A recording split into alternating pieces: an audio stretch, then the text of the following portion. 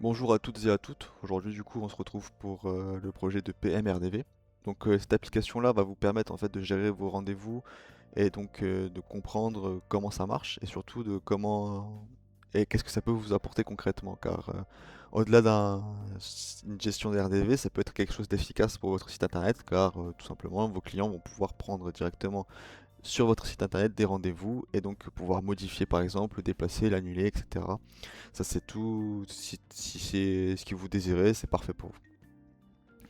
Ici, donc avec ma souris, je vais essayer donc de vous présenter catégorie par catégorie.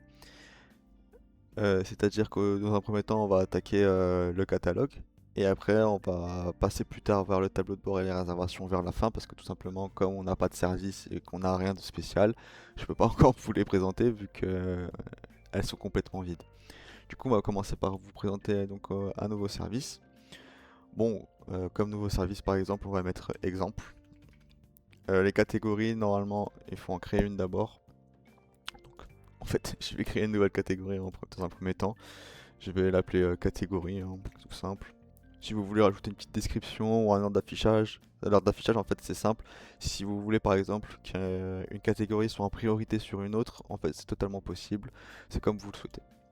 Du coup là j'ai créé donc ma nouvelle catégorie qui s'appelle catégorie. Et là je vais aller dans service et je vais créer du coup un service qui s'appelle service. Donc par la suite, je vais aller dans catégorie. Donc là, si vous voulez une description courte pour par exemple afficher sous le truc une petite description de ce que vous proposez. Donc là, je vais juste écrire salut pour l'exemple. Si vous avez une image précise, par exemple, vous pouvez directement aller ici, sélectionner et déposer un fichier que vous souhaitez mettre en avant et ça va s'ajouter directement au formulaire. Si vous voulez quelque chose de plus simpliste, par exemple, on peut prendre ce petit emoji là, le copier et le coller et du coup on a un petit emoji pour la coiffure. Ici, bon, comme c'est affiché, c'est la durée. La durée du coup de votre service. La durée peut aller combien de temps que vous voulez. Le plus important ici, je pense, c'est plutôt par rapport au temps d'abattement. C'est-à-dire que c'est une marge, si vous voulez, pour savoir si combien de temps ça peut vous prendre. Par exemple, une coiffure, ça peut vous prendre 30 minutes, mais vous voulez rajouter un temps d'abattement de 15 minutes, histoire d'être tranquille, pour pas que le client suivant arrive et attende trop longtemps. C'est comme vous le souhaitez. Si vous voulez mettre pas de temps d'abattement et enchaîner sauvagement, vous pouvez faire comme vous voulez. Après, au niveau du prix, bien sûr, bah, vous mettez le prix que vous souhaitez. Là, on va mettre un exemple, on va mettre 50 euros. Et au niveau de la couleur, ça va tout simplement être la couleur globalement qui va être mise sur la plupart des services. Là, on va laisser les sets de base pour avoir une certaine homogénéité. Dans le statut, bien sûr, on va le mettre actif. Du coup, ici, on a notre premier service avec notre truc. Le lieu, c'est tout simple. Bon, là, par exemple, je pense que dans la plupart d'entre vous, vous avez qu'un seul lieu, mais on sait jamais. Peut-être que pour certaines personnes, il y a plusieurs types de lieux, plusieurs endroits, plusieurs boutiques. Donc là, vous renseignez tout simplement le lieu. Bon, on va juste écrire lieu, hein, pour faire simple. Et par rapport à l'adresse, là, si par exemple, si vous voulez faire des visios, donc vous pouvez mettre directement le lien, ça va être directement mis dans le mail. Et du coup, dans le mail là, on va pouvoir voir le lien du visio et du coup le rejoindre, etc. C'est comme vous souhaitez. Et ici, on enregistre. Du coup, on a un lieu qui est physique, hein. Bon, c'est en anglais, mais vous inquiétez pas, c'est pas très éloigné du français pour l'instant. On a la catégorie et le service. Maintenant, on va attaquer ce qui est équipe. Équipe, donc là vous ajoutez, par exemple, je sais que plusieurs salons de coiffure pour avoir plusieurs types d'intervenants. Du coup, dans le doute, on met quand même la possibilité de pouvoir en rajouter, par exemple si vous en avez 4, 5, il n'y a pas de souci. Ici, on va donc mettre un intervenant. Dans le nom, bah, c'est comme vous voulez, hein, si vous voulez mettre le nom, le prénom, comme vous voulez. Le mail, il est obligatoire, du coup on va mettre un mail d'exemple. Voilà, hop. Ici, le numéro de téléphone, c'est secondaire, hein. Tout ce qui est important à mettre, c'est ce qui est avec le petit astérix. Ça permet donc d'être un truc obligatoire. Pourquoi obliger le mail? Ça te permet tout simplement, en fait, au client Enfin, au client, à l'intervenant de recevoir des mails à part. Et parmi ces mails-là, en fait, tout ce qui est rendez-vous qui a été pris directement avec lui va être dans ces mails-là. Et du coup, comment s'appelle l'intervenant? On va pouvoir savoir s'il a un client à telle heure, telle heure. S'il veut le déplacer, s'il veut le supprimer, bah, il peut contacter le client ou tout simplement refuser l'intervention. Alors ici, bah, comme c'est écrit, c'est explicite, hein, le numéro de téléphone, la biographie, le téléphone, la photo si vous en voulez mettre une photo, si vous voulez pas mettre de photo, vous mettez un petit avatar, voilà. La capacité, c'est-à-dire le nombre de fois qu'il y en a. Et ça, le plus important, c'est le service sélectionné. C'est important de sélectionner ce service-là. Par exemple, pour avoir un intervenant qui est spécialisé dans les coiffures et quelqu'un qui est spécialisé dans les brushings. Voilà, j'y connais rien, mais vous avez compris le concept. C'est par exemple quelqu'un qui est spécialisé dans les massages et l'autre qui est spécialisé dans le kiné.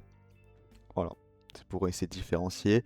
Et l'objectif principal, c'est surtout de permettre au client de choisir la personne qu'il veut et surtout de permettre à l'intervenant de prendre les spécialités qu'il fait, quoi. Bon, ici, on va laisser de base, mais en gros, bah, c'est le planning hebdomadaire, mais pas de la boutique, mais de l'intervenant.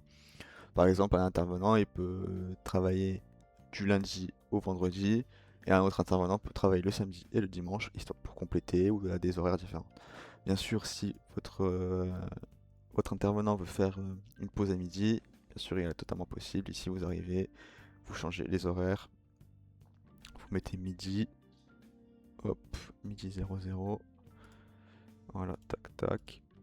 Du coup, voilà, ça fait de 9h à midi et vous mettez de 14h à 18h. Du coup, ça va être le planning d'horaire que va pouvoir réserver vos clients par rapport à cet intervenant-là. Et on va donc enregistrer. Ici, on a donc les périodes bloquées. Les périodes bloquées, c'est tout simplement les périodes où vous partez en vacances, les fériés, les fermetures exceptionnelles, etc. Admettons, il y a une date précise où vous ne voulez pas travailler ou vous n'êtes pas disponible, tout simplement. Vous pouvez donc directement bloquer les rendez-vous et donc empêcher les clientes ou les clients futurs de prendre des rendez-vous à cette période-là. C'est important parce que, bon, j'imagine que la plupart d'entre vous ne travaillent pas le 1er mai par exemple et voudraient donc bloquer cette période-là pour en profiter avec sa famille ou tout simplement profiter d'un congé. Ici, bon, pour l'instant, c'est totalement vide parce que du coup, on n'a pas encore de clients, on n'a pas de clients qui sont réservés, mais ici, ça va être la liste de tous les clients qui ont donc réservé un rendez-vous avec vous. Vous pouvez donc, par exemple, savoir quel type de service ils prennent la plupart du temps, ou tout simplement à quelle fréquence, etc. Ou quand vous allez pouvoir créer un rendez-vous que je vais vous présenter plus tard, et que vous allez dans réservation, parce que si vous allez dans réservation, par exemple, vous pouvez créer un rendez-vous directement. Je vais vous faire un exemple. Là, ici par exemple, on n'a pas de client existant vu que là on est sur un site tutoriel. Mais par exemple, là vous pouvez voir que vous pouvez donc mettre un client.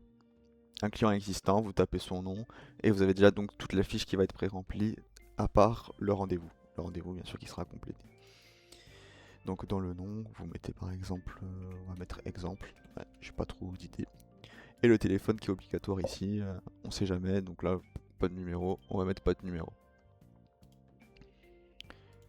Donc ici on a donc l'email. L'email, si vous voulez en mettre un, vous en mettez pas, c'est votre problème. Ici du coup vous choisissez votre service. Et si vous avez par exemple plusieurs services, vous pouvez mettre un autre service. Et c'est comme vous souhaitez. Ici du coup l'intervenant, on va mettre intervenant. Le lieu, on va mettre le lieu. Et la date, on va mettre le 23/04/2026.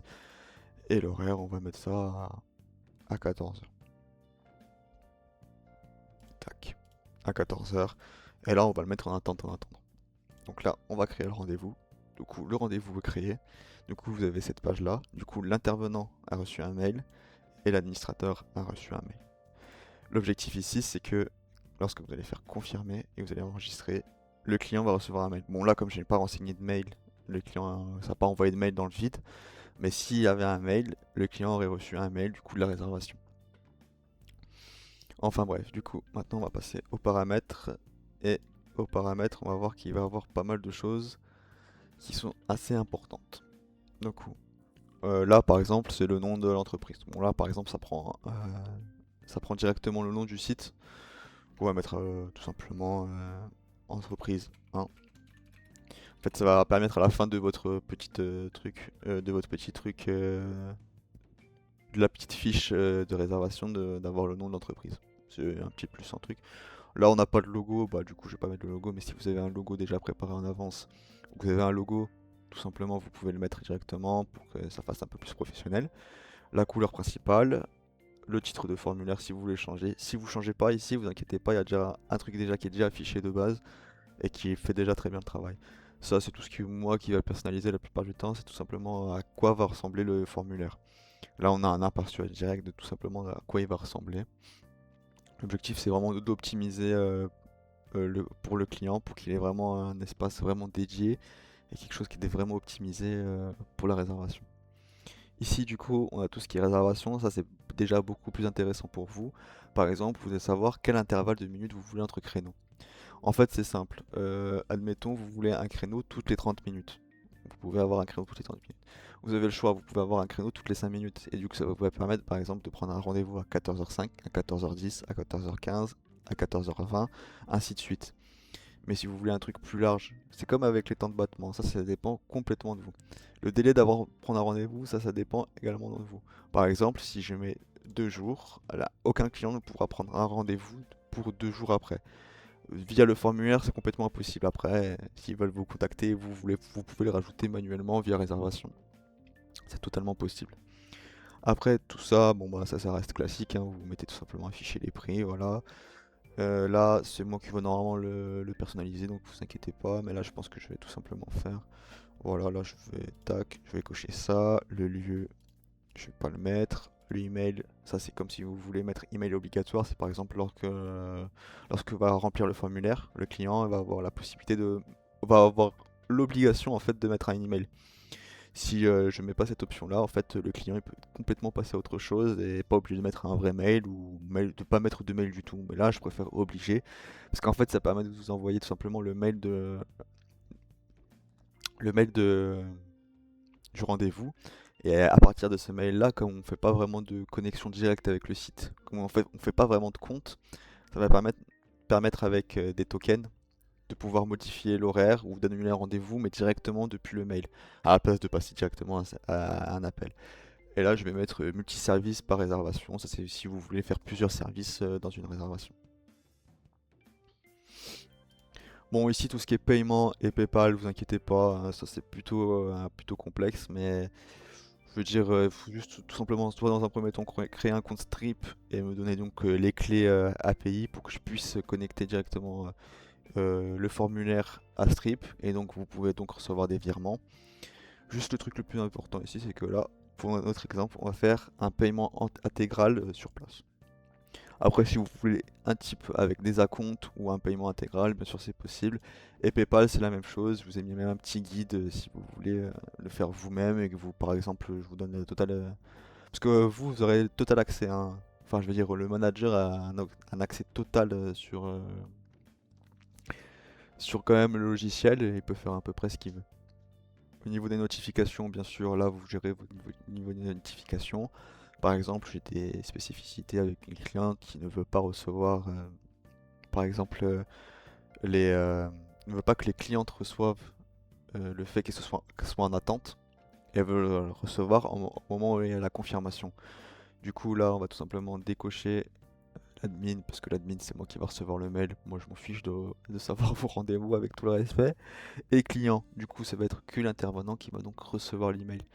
À la confirmation, c'est plutôt simple. Du coup, c'est dès que c'est confirmé, on va lever admin partout, on va regarder ça. Ça, c'est important. Dès que c'est confirmé, l'intervenant va donc recevoir un mail. Ça sert à rien parce que du coup, lui, il a déjà reçu un mail à l'attente. Vous savez, faut un peu optimiser. C'est pas très pratique, mais vous inquiétez pas. Ça, c'est moi qui configure normalement. Le client va donc recevoir à la confirmation. Hop, là, on va garder du coup à l'intervenant. On sait jamais si elle annule ou s'il y a des places. Comme ça, tout le monde reçoit un mail, il n'y a pas de problème. Un rappel automatique, bien sûr, je peux le mettre aussi pour l'intervenant, ça c'est au choix. On sait jamais si l'intervenant il a un petit coup, il a peut-être oublié, on peut mettre un rappel par mail. Mais la plupart du temps, c'est pour les clientes, c'est reçu normalement 24 heures avant. Ça, c'est la gestion de client. Tout ce que je vous avais expliqué, c'est quand vous allez prendre un rendez-vous. Normalement, là, je vais juste mettre une page exprès, je vais vous montrer tout à l'heure à quoi ça ressemble, il n'y a pas de problème. Mais là, pour l'instant, voilà, vous mettez tout simplement le lien, c'est moi qui va le mettre, et après vos clients vont pouvoir gérer leur rendez-vous directement à travers ce lien, avec un lien qui va donc être personnalisé, qui va être unique, mais qui est disponible que par mail. Donc, c'est très important donc de mettre en place le système de mail. Ici, donc, ça c'est autre chose, hein. Ça c'est pour avoir un petit truc sur le site internet, pour avoir un petit badge flottant en bas à droite. Ça permet tout simplement aux clients de pouvoir prendre rendez-vous à tout moment sur le site internet. Ici, on a donc les rappels automatiques, le truc que vous avez vu en haut là. Hop. Donc ce rappel automatique, ici on peut le mettre tout simplement là, et vous pouvez le mettre à l'heure que vous voulez. Si vous voulez mettre 1 heure avant, vous pouvez, 24 heures avant, je pense que c'est le plus optimal. Ici, si vous voulez donc envoyer une demande d'avis après le rendez-vous, ça c'est voilà, ça c'est les modèles de mail. Bon, les modèles de mail de base sont déjà très bien fonctionnels, mais admettons que vous voulez personnaliser et avoir un truc 100% personnalisable, il n'y a pas de problème, faut juste me le notifier, et j'essaierai donc de faire quelque chose qui va marcher, mais vous inquiétez pas, en fait, en laissant vide, ça va générer tout simplement du HTML, et ces HTML là vont donc reprendre les noms, les services, etc., qui ont été pris par la cliente et qui vont donc faire un sorte de récapitulatif. Donc par rapport à ça, vous inquiétez pas, il n'y a pas de problème, les trucs de base marchent très bien. Toujours obligé, hop, enregistrer les paramètres. Je crois que j'ai pas enregistré là. Si ça a enregistré, c'est bien fait. Donc là, ici, c'est par rapport au niveau du calendrier. Vous allez donc avoir des liens uniques qui marchent bien. Il faut juste mettre à jour de temps en temps, mais vous inquiétez pas. Ça va permettre tout simplement d'avoir tous les rendez-vous disponibles sur votre téléphone. Ça, c'est quelque chose d'important. En fait, ça va permettre donc à l'intervenant ou bien à la personne qui gère la boutique de voir tout ce qui est possible en termes de rendez-vous et donc de voir directement sur le téléphone à la place d'aller directement sur l'application. Ça va être directement sur votre Google Calendar ou sur votre Apple Calendar ou bien sur Outlook si vous le souhaitez. Ça permet donc de simplifier et donc de ne pas oublier de se connecter tout le temps pour vérifier. Ici niveau compte, là par exemple j'ai fait un compte pour pouvoir tester pour pouvoir tester. Du coup, bah, c'est un compte qui va vous permettre donc, dans un premier temps d'avoir soit un staff, soit un manager. Le manager a donc accès au truc complet, comme je suis actuellement. Là, je suis avec un compte manager et je peux modifier comme je souhaite le plugin.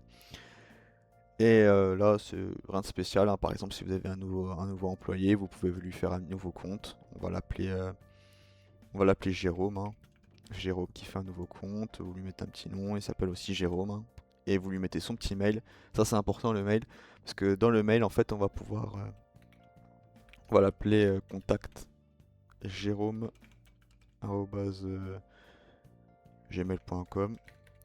Et dans ce mail là, je vais pas l'envoyer parce que peut-être qu'il existe. Et en fait, ça va permettre tout simplement à Jérôme de recevoir cet identifiant directement par mail et de pouvoir se connecter directement à l'application. Voilà. Et directement à l'application en pestant par le système WordPress et donc de se retrouver au panel administratif. Au niveau du système là, celui de base normalement est bon. Donc vous inquiétez pas, et ça c'est les logs, c'est tout ce qu'on a fait auparavant. C'est pour savoir qui a modifié quoi, qui a fait quoi, etc. Ça permet donc de savoir qu'est-ce qui a été fait. Maintenant je vais juste créer la page pour les rendez-vous et je vais revenir vers vous. euh, je vais revenir vers vous. Du coup voilà, maintenant on se retrouve du coup avec l'affiche que je vais donc vous présenter. Du coup là on a donc notre service que j'ai créé tout à l'heure. La durée, ainsi que la petite description où j'avais écrit salut, ainsi que le prix. Du coup, on va tout simplement faire ajouter, faire suivant. Donc choisir notre intervenant, choisir une date. Comme là vous avez vu précédemment, je crois que j'avais mis 2 jours, donc vous pouvez pas réserver sous 2 jours avant. Donc hop. Ici j'avais mis 10 minutes, du coup on peut réserver toutes les 10 minutes. Tac tac tac. Pourquoi on peut pas réserver? Ah ouais, on peut pas réserver au-dessus parce que comme on peut prendre que 48 heures avant, on peut pas prendre les rendez-vous du coup disponibles de 9 heures jusqu'à 13 heures. Je viens de m'en rappeler. Ah, voilà, hop, du coup 14 heures. Ici du coup vous mettez toutes vos informations, hein. On va faire info, hein. Je vais mettre Polo, le nom je vais mettre Polo aussi. Là le numéro, bah, je vais mettre pas de numéro parce que j'ai pas envie d'avoir un numéro. C'est comme vous voulez, vous pouvez le pré-remplir, vous n'êtes pas obligé forcément de mettre vos informations. Moi le mail, par contre ça je conseille de mettre un vrai mail. Parce que si vous mettez pas de vrai mail, bah ça va pas marcher, mais là vous n'allez pas recevoir les trucs. Donc ça va pas forcément marcher, mais là comme c'est pour un exemple, vous inquiétez pas, hein. De toute façon, la page gérer mes rendez-vous est super simple et super intuitif. Et donc là vous faites, voilà, vous avez du coup un petit récap.